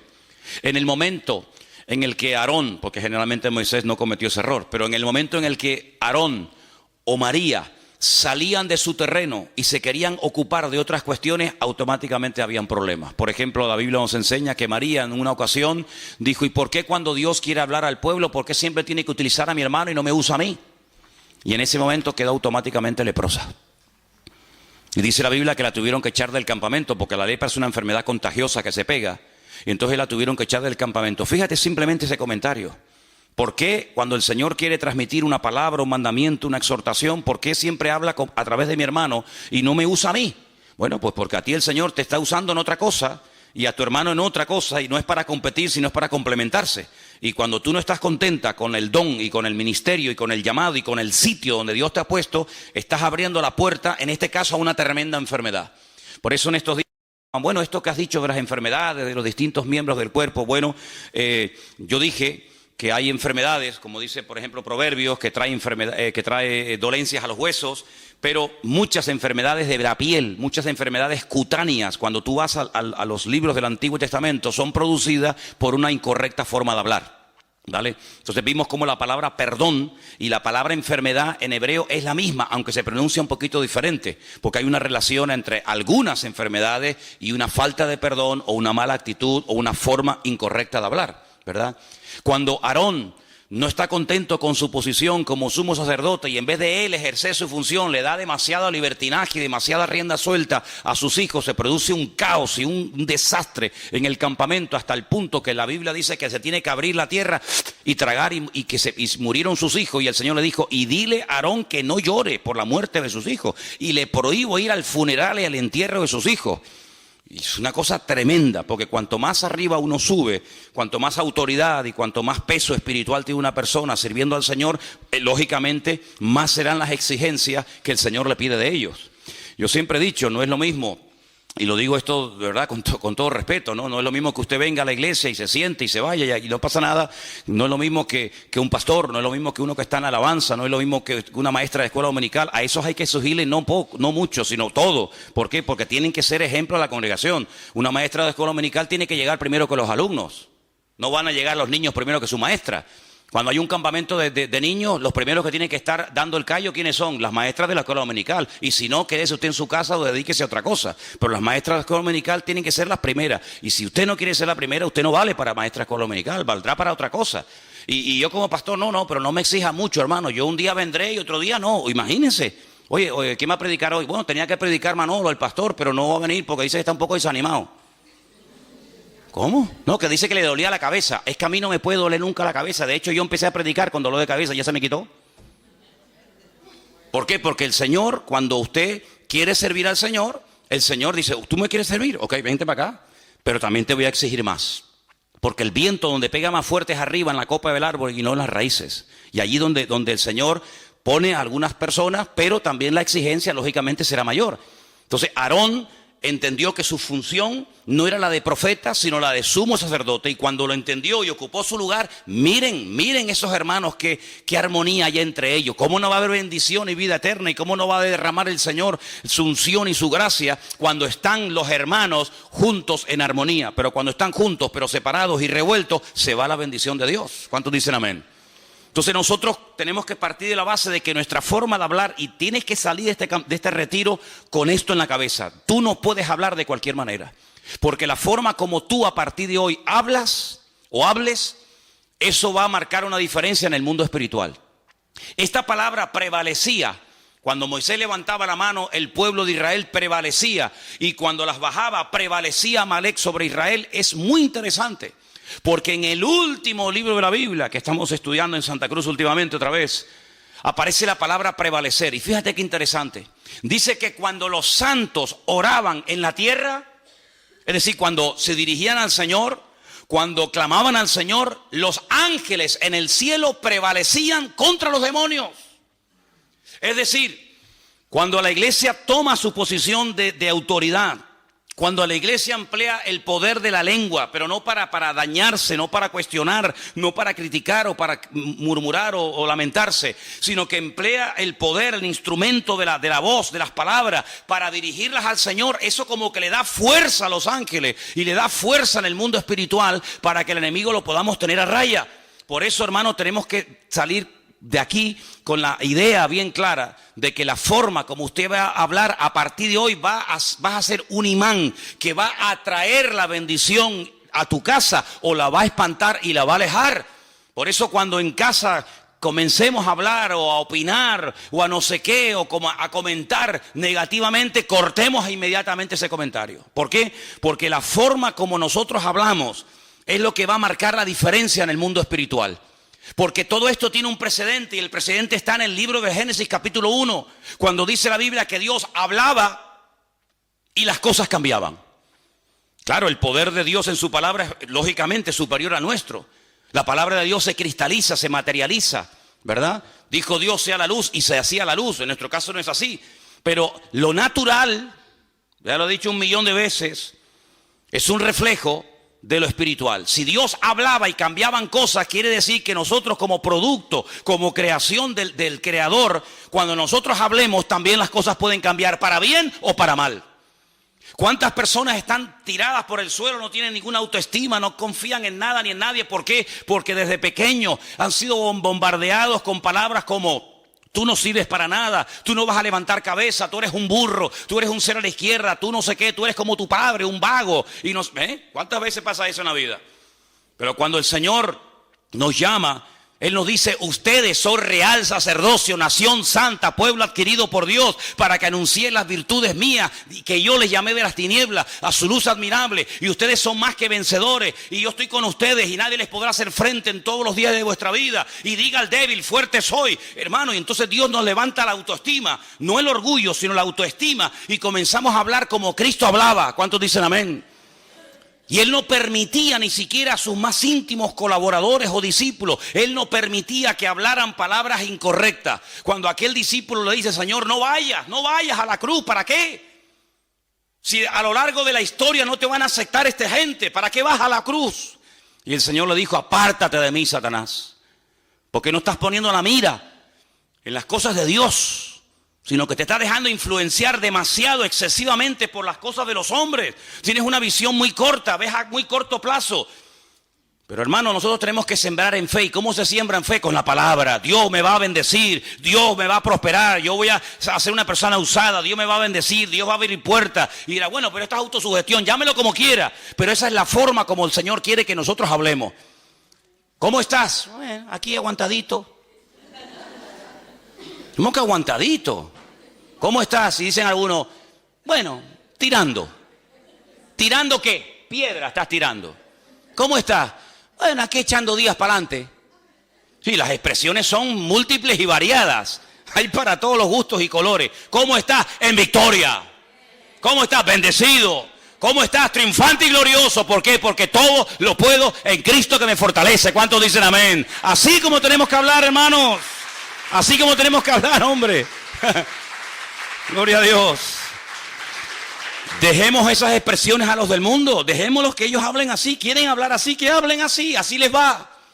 En el rastro que tenemos en Santa Cruz hay un chico que todos los días viene y siempre le pregunto lo mismo. Ya sé la respuesta.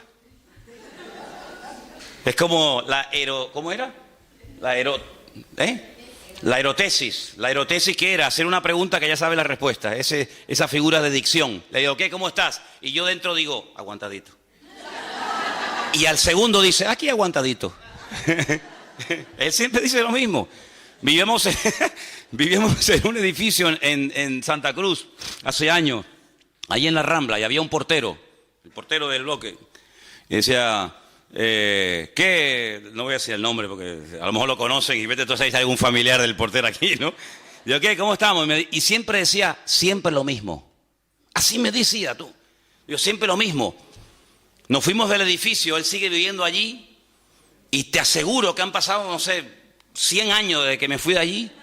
Y yo le pregunto hoy a este hombre, ¿cómo está? Y te aseguro que, mira, me juego un brazo de que me diría... Siempre lo mismo. Ya, increíble. ¿Cómo pues? Dios, que me aburro 2 veces haciendo la misma cosa, Dios mío. Yo que siempre tengo que estar haciendo algo, si no me aburro, ¿cómo voy a estar yo en un puesto de trabajo toda la vida? Siempre lo mismo, siempre lo mismo, siempre lo mismo, siempre lo mismo. Tío, qué vida más aburrida tienes, viejo. Qué soso de vida eres, de verdad que no eres atractivo, aparte eres bajito, gordo, feo, encima siempre lo mismo. Ya, no hay por dónde me cogerte, viejo. ¿Me entiendes? El Señor está conmigo, Dios me va a bendecir, el Señor me bendice y tal. Claro que sí, hombre, claro que sí. Y esa es la forma como podemos hablar. Y el enemigo, cuando oye a un tipo hablando así, el enemigo dice, agüita con este, vamos para allá. Porque con este no me meto, claro. ¿Me entiendes? Y eso no tiene nada que ver con la edad, no tiene nada que ver con la cultura. No, es que los suecos somos así, los españoles. No, olvídate de eso, no, ni suecos, ni alemanes, ni vaina. Somos cristianos, somos hijos de Dios. Y como hijos de Dios, el diablo tiene que tenernos miedo a nosotros. Hay creyentes, yo no sé, aquí nosotros porque no nos hemos criado con ese ambiente, pero hay creyentes que cuando les conoces y hablas con ellos de otras congregaciones sobre todo, pues siempre están, no, es que el diablo, no, es que el enemigo, es que yo digo, pero ¿cómo puedes vivir así? Siempre con miedo. El otro día estábamos poniendo el mural ese, por cierto, échenle un vistazo porque ahí hay fotografías del siglo XVIII. Ahí van a decir, Dios mío, dame discernimiento de espíritu porque no sé quién es este, ¿no? Y entonces resulta de que Juan, ¿dónde está Juan? Ahí está Juan. No sé cómo fue, yo pensaba, ven esos chorretes que hay por ahí del óxido de la canaleta. Pues dice, no, esto es de, ¿cómo me dijo? Del aceite o de no sé qué cosa. Digo, ¿cómo del aceite, Juan? Si esto es de la lluvia que cae arriba y está oxidada la canaleta, hay que cambiarla. Dice, no, esto es de aceite. Digo, ¿cómo? Digo, mira Mire lo que hay aquí. Además, fíjate, hace así. Una mano. ¿La ves? Yo digo, dice, no, hay aquí, hay allí, hay... Y entonces resulta de que en el cuarto de las... ¿Cómo es? En el cuarto donde duermen ustedes, las puertas son blancas, las puso unas puertas preciosas. Y el otro día estaba en la habitación, allí creo que estaba hablando con Margarita, y veo en la puerta una mano. Y yo dije, sin haber sabido todavía la explicación de la vaina esta, yo digo, esto fue uno que tenía la mano hedionda o sucia, perdón. Perdón, ya. Como estamos de retiro, tengo mentalidad de retiro en vez de pastor ahora mismo, ¿no? Y entonces le digo, esto fue uno que tenía la mano sucia y la puse aquí. Y ya me iba yo a buscar un trapo para limpiarle y me dice Juan, dice, no, es que aquí, cuando esto a veces lo prestamos o lo alquilamos a algunas iglesias y entonces resulta que no se les ocurrió otra cosa, por ahí hay más manos, ya verá, ahora van a ver manos por todos lados. Y dice, no, vinieron aquí unos hermanos y no se les ocurre otra cosa que meter las manos en aceite y ponerse por todas las paredes, ungiendo y bendiciendo las paredes. Y yo digo, ungiendo las paredes. ¿Cómo que ungiendo las paredes? Es como si yo voy a tu casa y le digo, hermana, ¿tiene un poquito de aceite de oliva? Sí. Venga a ungirle en la casa y te mancho todo el salón. Hermano, nosotros no podemos tener esas supersticiones. Yo me acuerdo, hace años había aquí un matrimonio en el Toscal, que fuimos un día a su casa y lo veo con un bote de aceite ungiendo la jaula del canario. Mi madre, no les digo mentiras, era verdad. Y le digo, ¿pero qué está haciendo? Y dice, no, es que el canario últimamente está haciendo unos ruidos raros. Digo, ¿estará fónico? ¿Habrá aprendido el cántico? Digo, ¿pero cómo va a ungir usted la jaula de un canario, hombre? Con lo caro que está el aceite, hombre. Entonces, hermano, vamos a ver, el aceite en la Biblia se utilizaba todo, pero mire, nosotros tenemos un Dios que nos cuida hasta cuando cerramos los ojos durante la noche. No es prueba evidente que cuando estoy dormido y no me entero de nada, el Señor me está guardando. Dice, el ángel del Señor acampa alrededor de los que le temen y los defiende. Por lo tanto, yo tengo que ir por la vida con la seguridad de que el Señor está a mi lado y que nadie podrá contra mí, a menos que el Señor se lo permita. ¿Y sabe cuándo el enemigo tiene autorización, entre comillas, para atacarme y para zarandearme? Cuando bajo la guardia, cuando estoy en desorden, cuando me enfrío, cuando me aparto del Señor, cuando empiezo a pensar y a hablar tonterías. Pero mientras yo esté hablando correctamente, mientras mi fe y mi mirada esté puesta en el Señor está conmigo como poderoso gigante. Y aunque un ejército acampe contra mí, no temerá mi corazón, porque el Señor es mi luz y mi salvación y no va a pasar nada. Porque esas son las promesas del Señor. Y tenemos que creer en las promesas del Señor, hermanos. Y no tener ningún temor. Hay una historia en la Biblia que yo la he leído y compartido infinidad de veces con ustedes. Y es esa historia cuando el profeta Eliseo está en una casa. Y resulta de que le dicen al enemigo, le dicen al ejército contrario, tú sabes por qué tú pierdes todas las batallas. Tú sabes por qué todas las estrategias te salen mal. Tú sabes por qué cuando vamos a atacar por un lado nos están esperando. Y cuando dice, bueno, pues ataquemos por el otro lado nos están esperando. ¿Tú sabes por qué? Dice, no. Dice, porque en Israel hay un varón de Dios. Y lo que tú hablas en secreto, Dios se lo revela a él. Así que da igual si lo vas a atacar por la derecha, por la izquierda, por arriba, por abajo, de noche o de día. Todo te va a salir mal porque el Señor pelea con esa gente. Y este general o este rey dice, pues matemos a este hombre. Matemos a este hombre y se le acaba la fuente de información. Dice, vamos. Dice la Biblia que rodearon toda la casa del profeta Eliseo y no venían para contarle el cuento de Caperucita Roja, hermano. Venían para matarlo. Y entonces Eliseo tenía un colaborador, un ayudante, llamado Giesi. Nombre más feo. Así se llamaba, Giesi. Y Giesi sale fuera y cuando levanta la mirada, vio toda la casa rodeada de soldados que venían a matarlos. Y se mete para adentro muerto de miedo y dices, de aquí no salimos. Estamos rodeados de enemigos. Este es el último día de nuestra vida. Y el profeta Eliseo sale afuera, mira así, dice, tranquilo, no te preocupes. Más son los que están con nosotros que los que vienen contra nosotros. Y ese que era un pedazo de carne, porque era carne, le dice, ¿quién está con nosotros? Si hasta el perro salió corriendo. ¿Quién está con nosotros? Dice, Señor, abre los ojos para que vea. Y dice que cuando el Señor le permitió ver con los ojos de la fe, dice que vio millones de ángeles, la gloria del Señor estaba rodeando la casa y le dijo, yo te lo dije, aunque tú no lo veas porque tu forma de hablar impide que la revelación de Dios venga a tu vida. Tú no te das cuenta que hay una protección sobre nosotros. Y no solamente hay una protección personal, sino mira ahora, Señor, en el nombre de nuestro Dios, del Dios de Abraham, el Dios de Isaac y el Dios de Jacob, haz justicia. Y todos los que venían contra ellos se quedaron ciegos. Y tuvo que ir a Eliseo y le dijo, ¿a quién vienen a buscar? Dice Eliseo, ven que yo les llevo. Y hace así, los llevó a todos y los sacó fuera de la ciudad. Y le dice, ahora abre los ojos y que se manden a mudar todos estos. Ese es nuestro Dios, hermanos, un Dios que nos ha prometido siempre protegernos, sanarnos, bendecirnos, restaurarnos, ayudarnos. No hay nada que el Señor no pueda hacer en nuestra vida, pero necesita, entre comillas, que nosotros aprendamos a ocupar nuestro lugar y hablar adecuadamente. ¿Cuántos dicen amén? En cierto sentido podemos colaborar, sí, podemos colaborar. En este caso era con Moisés, pero podemos colaborar incluso con personas necesitadas que podemos ayudarles a que depositen su fe y su confianza en el Señor. Vamos a ir al Evangelio según San Mateo, Marcos. Que Dios bendiga a nuestro hermano Marcos, amén. Gloria a Dios. Marcos capítulo 2. Es una historia, un mensaje muy conocido, donde vemos cómo nosotros en un momento determinado podemos ayudar a otras personas, hasta ayudarles a crecer y que esas personas después caminen solas. Marcos capítulo 2, versículo 1 dice que Jesús entró otra vez en Capernaum. La palabra Capernaum es Cafer-Naum. Cafer en hebreo significa pueblo. Naum es el nombre del profeta Naum. Entró al pueblo del profeta Naum. Y después de algunos días se oyó que estaba en casa. E inmediatamente se juntaron muchos, de manera que ya no cabían ni aún a la puerta y les predicaba la palabra. Entonces vinieron a él unos trayendo a un paralítico que era cargado por 4. Pobre paralítico, no podía moverse, aunque quisiera, no podía. Estaba ahí inmóvil. Y como no podían acercarse a él a causa de la multitud, descubrieron el techo de donde estaba y haciendo una abertura bajaron el lecho en el que yacía el paralítico. No dijeron, bueno, mira, venimos otro día, hay demasiada gente, esto es un follón de gente, esto es imposible. No, la fe no conoce obstáculos, la fe supera los obstáculos. La fe no se amedrenta ante el no se puede, el que no sabemos. No.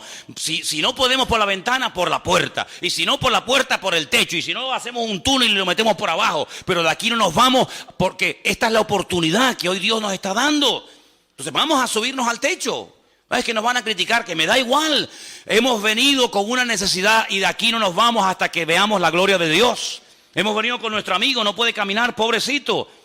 Venga, vamos a hacer eso. Subieron al techo y ¿sabe lo que dice la Biblia? Que comenzaron a quitar allí, los techos eran como de paja, eran como de hojas de palmera. Y entonces de repente dice, uy, ¿esto qué es? Mira lo que dice, versículo 5. Al ver Jesús, la fe ¿de quién? ¿Y la fe del paralítico dónde está? No sabemos si tenía o no tenía fe. En ese momento el hombre estaba tan mal, tan desanimado, tan hundido, que dependía de otras personas. Así nos pasó a nosotros. ¿Verdad? Cuando vinimos al Señor, alguien nos llevó, alguien nos habló, dependíamos de alguien. Y este pobre hombre ni siquiera podía caminar, no tenía fe, no tenía ilusión en la vida, no tenía nada. Pero dice Jesús que al ver la fe de ellos, le dijo al paralítico, hijo, tus pecados te son perdonados. Entonces estaban allí sentados algunos de los escribas, los cuales cavilaban en sus corazones y decían, ¿por qué este habla así? Blasfemias dice, ¿quién puede perdonar pecados sino solo Dios? Y conociendo luego Jesús en su espíritu que cavilaban de esta manera dentro de sí mismo, les dijo, ¿por qué caviláis así en vuestros corazones? ¿Qué es más fácil? No dijo que es más difícil, sino que es más fácil. Le dijo al paralítico, ¿tus pecados te son perdonados? O levántate, toma tu lecho y anda. Si yo te pregunto a ti en esta mañana, ¿para ti qué es más fácil? ¿Decirle a una persona, te perdono tus pecados? O decirle al paralítico, levántate, toma tu lecho y camina. ¿Para ti qué sería más fácil? Claro, porque eso no cuesta nada, ¿no? Pero para el Señor no hay nada difícil. Él no emplea la palabra difícil. Dice que es más fácil. ¿Cómo que es más fácil? Sí, para mí es igual. Me da igual resucitar un muerto que calmar una tempestad. que echar fuera 2000 demonios, que levantar a un paralítico, me da igual. Para mí todo es fácil, yo no tengo ningún problema. Lo difícil lo ponen ustedes. Entonces dice la Biblia que le dice al paralítico, más adelante, levántate, toma tu lecho y anda. Y ese hombre que vino cargado por 4 personas, que no dependía de sí mismo, sino de la ayuda externa de otros amigos, se marchó caminando. Entonces eso es lo que ha ocurrido en nuestra vida y eso es lo que tiene que ocurrir. Venimos al Señor con necesidades, venimos al Señor con dudas, venimos al Señor con problemas, con traumas, con ataduras, con lo que tú quieras. Y alguien nos habló del Señor, alguien nos invitó a la iglesia, alguien nos testificó, alguien nos sembró la semilla, la palabra.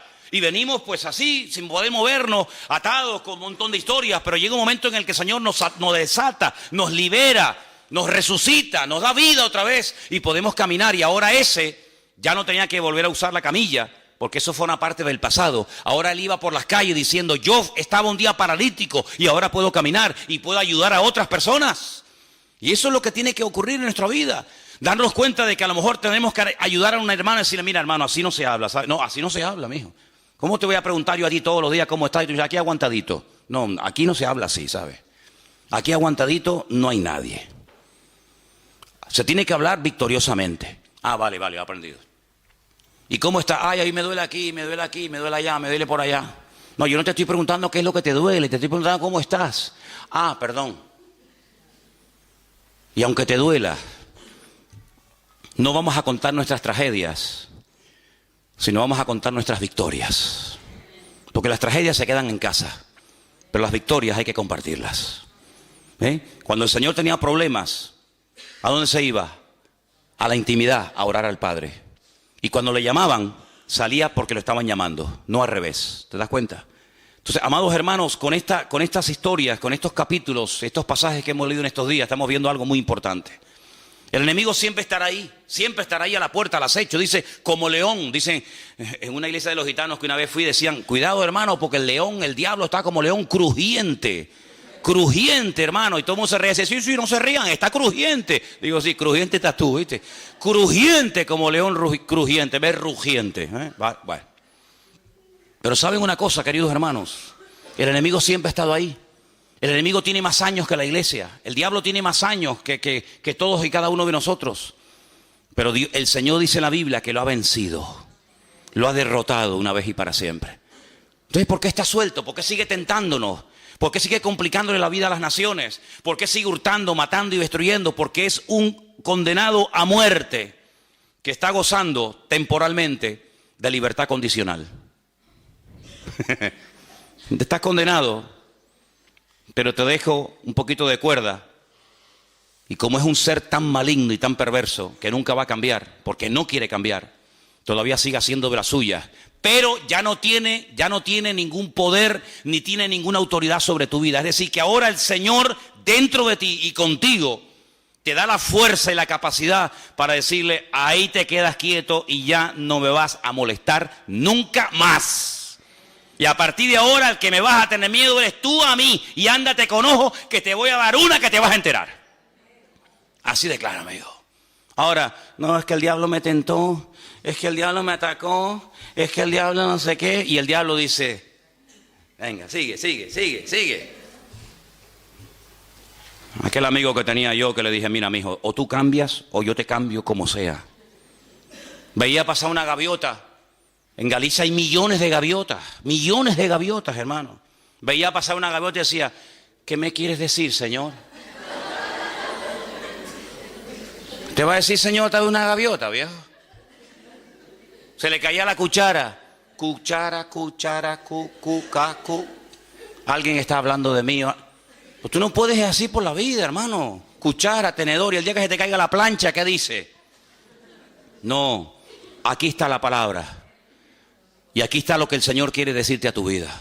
Si tú te agarras al Señor y por la mañana, a ver, ¿qué me tienes que decir, Señor? Antes de poner el WhatsApp, a ver cuántos WhatsApp tengo. Yo, 27. Como coges el WhatsApp de pero te vuelve loco. Apágalo un momentito. Señor, ¿qué me quieres decir? Y te levantas por la mañana y dice, nadie te podrá hacer frente en todos los días de tu vida. Yo, chiquito día voy a tener hoy.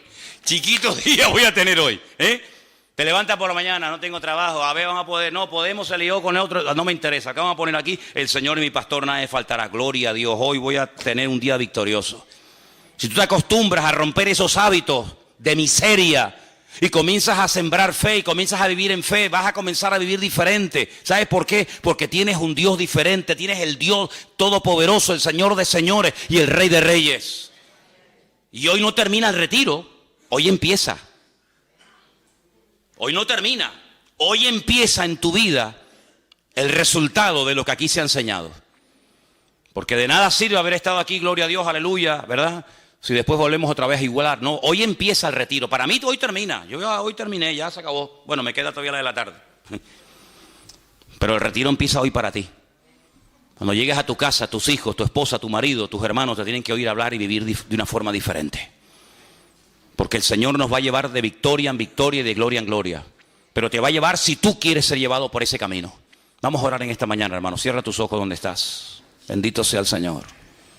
Ahí donde tú estás, tienes hoy que decirle al Señor con tus propias palabras: yo hago pacto contigo, Señor. Yo me comprometo delante de ti, Señor, en esta mañana a hablar diferente, a comportarme de una forma diferente. Yo me comprometo, Señor, a partir de hoy a no quejarme, a no lamentarme, a darte gracias a Dios hasta por la almohada que uso para dormir, Señor. El poder estar aquí en esta mañana es un privilegio, pero es una responsabilidad también, porque el conocimiento nos compromete. Y también queremos aprovechar este momento, que estamos todos aquí tranquilos y en oración, para orar por José Gregorio, Nuria, por el papá de José Gregorio que está en el hospital, nuestro hermano Nicasio, y también por Gabriela, que se encuentra ingresada desde el día de ayer. Queremos orar ahora por ella. Por favor, vamos a unirnos en oración. Vamos a orar. Pedir la bendición de Dios para estas vidas. Aleluya. Nuestra vida está en las manos de Dios. Y ni una hoja de un árbol se cae sin permiso del eterno Dios. Por lo tanto, todo lo cuanto acontece en nuestra vida, si le amamos y le obedecemos y vivimos en orden y en santidad, todo ayuda para bien. Todo. No tengo miedo ni a lo que viene, ni a lo que va, ni a lo que dicen, ni a lo que no dicen, porque el Señor tiene el control 100% de mi vida. Pero para que esto fluya, para que fluya la bendición, para que fluya el toque del Señor en mi vida, yo tengo que estar alineado 100% con Dios, en línea con Él, sin apartarme ni a diestra ni a siniestra. Y por eso en esta mañana nos unimos contigo, nos alineamos contigo, Señor. Y desde aquí bendecimos a Gabriela en el hospital ahora mismo, Señor. Sé tú con ella, Padre. Sé tú con ella, Padre. Que sienta tu presencia, tu caricia sobre su vida ahora mismo, Dios mío. Oramos por nuestro hermano Nicasio. Tócalo, Dios, allí en el hospital donde él se encuentra, Padre. Él te ha servido durante muchos años de su vida. Y pido que ahora, Señor, tú lo visites conforme a tu voluntad. Fortalece a la familia, a José Gregorio, a su esposa Nuria, su madre. Señor, los bendecimos a ellos y sabemos que querían estar con nosotros, las circunstancias lo han impedido, pero todo ayuda para bien, Señor. Aleluya. Y te pedimos, Señor, en esta mañana que cuando nos marchemos de aquí, nunca olvidemos que Amalek está a la puerta acechando, que es un enemigo que no tiene piedad. Es un enemigo que aprovecha la más mínima ocasión para complicarme la existencia. Pero lo hemos desenmascarado. Hemos descubierto que en la frialdad, en el distanciamiento, en la lujuria y en tantas y tantas áreas se siente fuerte. Pero no le vamos a dar lugar porque hemos descubierto que es un enemigo perverso. Hemos descubierto que Satanás se camufla y viene a veces a sembrar a una palabra que nos hace titubear, pero cerramos las puertas en esta mañana, Señor, en el nombre poderoso de Jesús. Cerramos toda conversación, cerramos todo pensamiento, cerramos toda puerta que hayamos abierto en el pasado al pecado, a la mentira, a la lujuria, a la pornografía, a la droga, a la mentira, a la manipulación, al engaño, a la desobediencia. Cerramos toda puerta que nosotros abrimos porque usamos mal el poder de nuestra voluntad. Nuestro ego triunfó sobre la voluntad del Señor. Pero en esta mañana reconocemos que así como abrimos esa puerta, también la podemos cerrar. Cerramos la puerta al miedo, a la superstición. Cerramos la puerta, Dios mío, como dice tu palabra, a la adivinación. Cerramos tu puerta, Dios mío, a ese espíritu de que todo es casual, de que no hay propósito, sentido ni razón. Cerramos toda puerta al enemigo en el nombre de Jesús. Y nos declaramos en esta mañana ese pueblo santo, ese pueblo escogido, ese pueblo llamado y lavado por la sangre de Cristo, para marcar una diferencia en este mundo, Señor. Señor, sabemos que en estos días este lugar ha sido una especie de oasis, donde ha habido palabra, donde ha habido presencia, donde ha habido renuevo. Sabemos que volvemos a nuestras casas, volvemos a nuestros barrios, volvemos a nuestras ciudades donde hay lujuria, perversión, libertinaje y carnalidad y tantas barbaridades. Pero nosotros no nos vamos a dejar afectar por el ambiente, porque, Señor, tu palabra nos dice que tú estás con nosotros y ellos tendrán que convertirse a ti y no nosotros a ellos. Renunciamos a todo deseo, a toda inclinación de la carne a pecar. Renunciamos en el nombre de Jesús a todo deseo de volver atrás, como la mujer de Lot, que quiso mirar atrás mientras huía y quedó petrificada, inservible para nada. Nosotros no queremos ser gente petrificada, gente religiosa, gente que sabe pero no vive, gente que conoce pero no practica. No, Señor, renunciamos a esa doble moral, a esa doble vida. Y en el nombre de Jesús declaramos la victoria de nuestro Señor. Tú eres el derrotado, tú eres el vencido, tú eres el que ha sido humillado. Nosotros en el nombre del Señor nos levantamos y somos cabeza y nunca más haremos cola. Siempre estaremos arriba y nunca abajo, porque tú lo has querido así, Señor, y a nosotros nos alegra el plan que tú tienes para nuestra vida. Aleluya. Toda la gloria sea para nuestro Dios. Santo es el Señor, eterno nuestro Dios. Aleluya, bendito seas. Santo, santo eres tú, Señor. Toma la mano de la persona que está a tu lado. Vamos a orar en esta mañana los unos por los otros, ¿sí? Vamos a orar los unos por los otros, ministrarnos, bendecirnos. Ora por ese hermano, por esa familia. Vamos a estar orando todos en esta mañana, unos por otros, en el nombre de Jesús. Derrama bendición, Señor, en este lugar. Derrama bendición sobre tu iglesia, Dios mío. Aleluya, aleluya. Sí, Señor. Sí, Señor. Oramos todos esta mañana delante del trono de la gracia. Oh, Cristo Jesús, santo, santo.